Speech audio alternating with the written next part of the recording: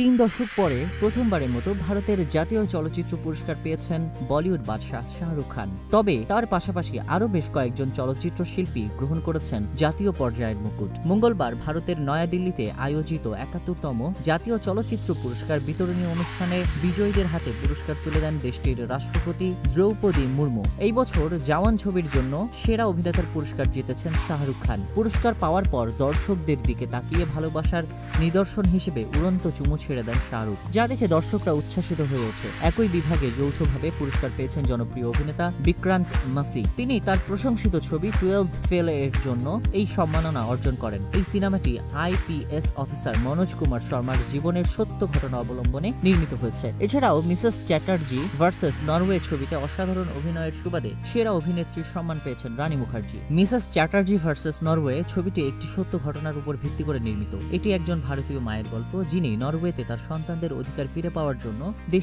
একটি দেশের সরকারের বিরুদ্ধে আইনি লড়াই চালিয়েছেন। গত আগস্টে যখন পুরস্কারপ্রাপ্ত তালিকা ঘোষণা করা হয়েছিল, তখন তিনি ভারতীয় সংবাদ মাধ্যমের কাছে তার প্রতিক্রিয়া জানিয়েছিলেন, আমি সত্যিই দারুণ খুশি এবং গর্বিত। আমার 30 বছরের সিনে ক্যারিয়ারে এটাই হচ্ছে আমার প্রথম জাতীয় পুরস্কার। News desk, news flash 71।